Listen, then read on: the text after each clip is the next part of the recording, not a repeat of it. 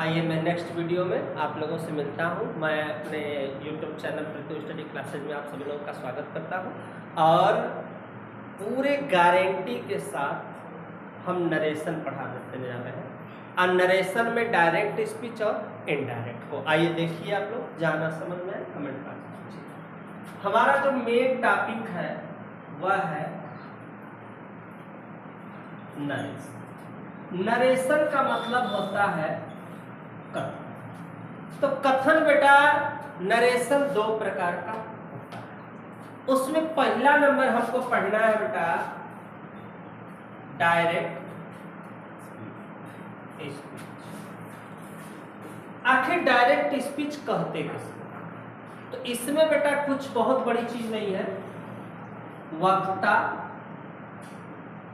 के द्वारा कही गई बात को ज्यों का त्यों कहना, ज्यों का त्यों कहना direct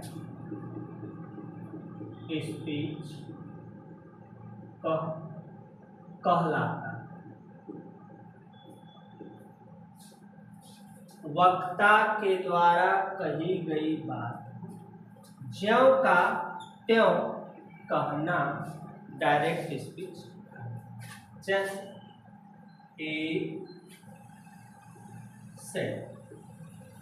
he said Mohan is good। वह कहा मोहन अच्छा लड़का।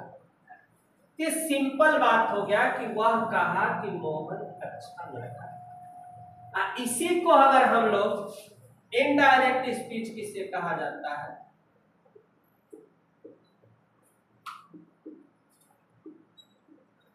वक्ता के द्वारा कही गई बात को किस शब्द में? अपने अपने शब्दों में कहना इनडायरेक्ट स्पीच कहलाता है। अब पूछेंगे कैसे कहलाता है?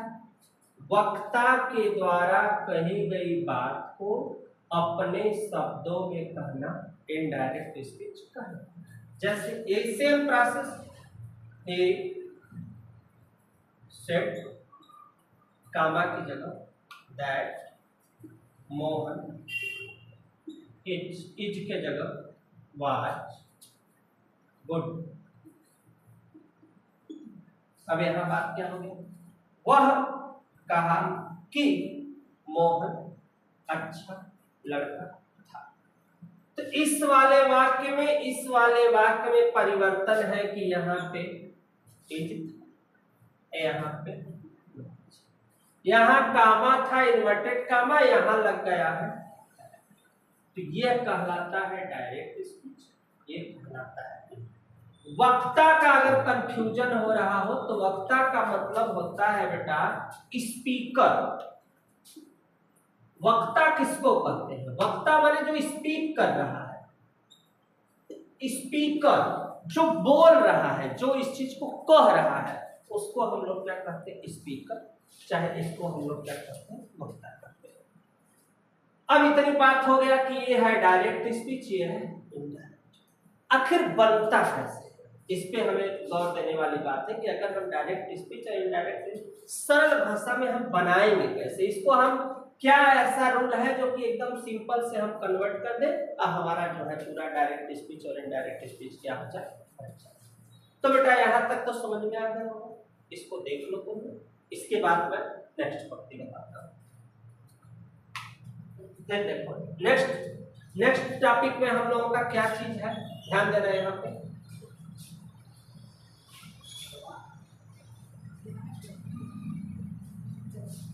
अब दो चार चीज समझने वाली चीज है, जैसे he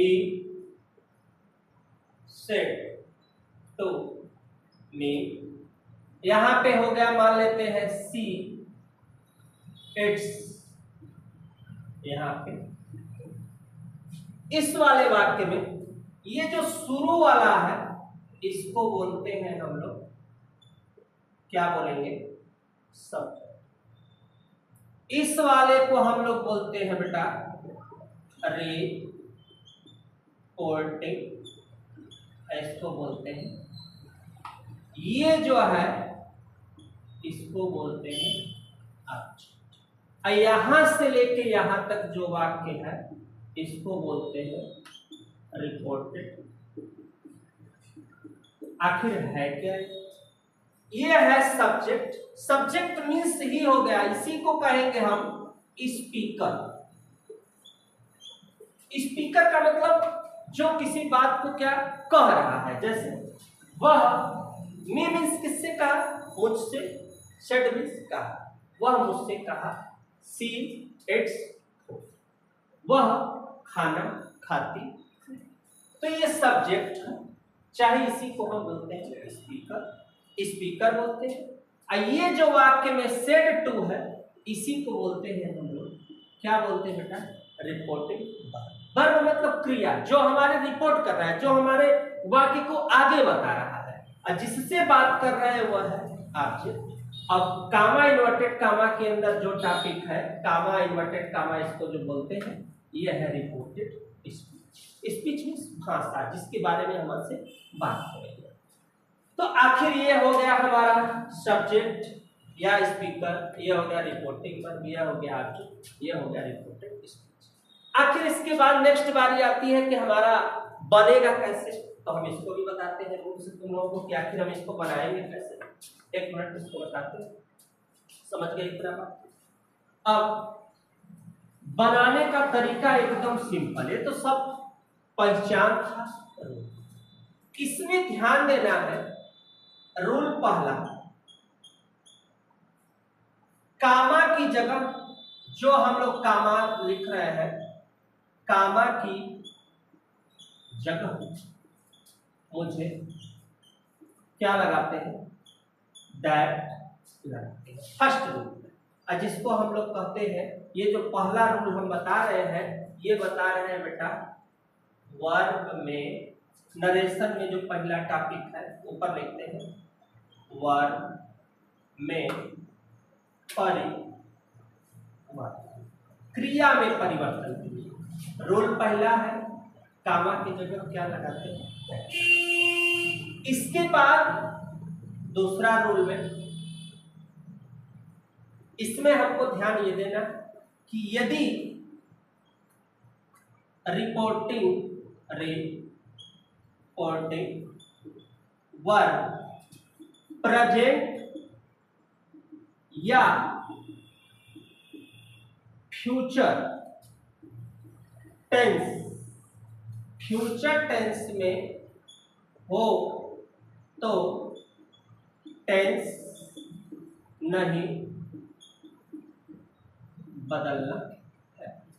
रिपोर्टिंग वर्ब प्रेजेंट में या फ्यूचर टेंस में हो तो टेंस हमें, मतलब क्या हो गया, इसका मतलब हम समझते हैं, जैसे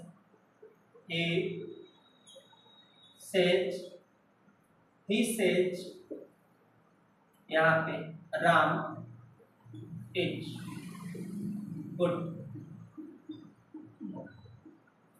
राम इज, तो बस सेज कामा की जगह दैट राम इज गुड, ये मेरा। लेकिन ये तभी होगा जब प्रेजेंट या फ्यूचर। प्रेजेंट का मतलब होता है जिसमें क्रिया के अंत में क्या लगा हो, यस या ईएस। जैसे से है, इसमें क्या लगा, यस। कौन सा टेंस, प्रेजेंट इंडेफिनिट टेंस, तो हमें बस दैट लगा के टेंस नहीं बताना। और अगर शॉर्टकट में भी रूल अगर हम समझना चाहें तो हम ऐसे बता देते हैं, ये है डायरेक्ट, ये है हमारा इनडायरेक्ट। ये हो गया direct speech, direct indirect speech, ये डायरेक्ट में, ये इनडायरेक्ट। अगर से है तो बस से लिख देना। सेज 2 है तो मुझे लिखना है टेल्स। अगर से 2 है तो मुझे लिख देना है टेल। अगर सेइंग आ गया है तो मुझे लिख देना है सेइंग। डाउन में अगर मान लो बेटा सेइंग 2 अगर आ रहा है तो मुझे लिख देना है टेल। से रहे तो सेज 2 है तो टेल्स, से 2 है तो टेल, सेइंग है तो सेइंग, सेइंग 2 है तो मुझे टेल। अब इसके बाद नेक्स्ट चीज होता है, अब हमको कोई भी नरेशन हो, हम इस विधि के माध्यम से 1 मिनट थोड़ा सा इंक डाल लेते हैं, उसके बाद बताते हैं। इसमें हमको 2-3 बातों को ध्यान देना है और 2-3 बातों को ध्यान में रखकर ही हमें इसको बनाना है। जैसे एग्जांपल के तौर पे मैं बता देता हूँ किस चीज को चेंज करना है इसमें। जैसे देखो बेटा, जैसे मान लो अगर डायरेक्ट में है ही सेज टू मी, वह मुझसे कहा, he is ready, वह मुझसे कहा कि वह क्या कर रहा है, पढ़ रहा है। तो बस इनडायरेक्ट में जब इसको चेंज करेंगे बेटा, ध्यान देना कि क्या लिखा हुआ है सेज 2, सेज 2 के लिए क्या लगाना है टेल्स, तो यहाँ पे लिखेंगे टेल्स मी, कामा की जगह दैट, कामा की जगह लिखेंगे दैट he is ready। बस हमारा वाक्य क्या हुआ। बहुत मेहनत नहीं करना है, बहुत एकदम सिंपल ढंग से। तो ये स्क्रीनशॉट लेना चाहो तो आप लोग ले सकते हो। इसके बाद और एक आध एग्जांपल कहिए तो मैं बता देता हूँ आप लोगों को।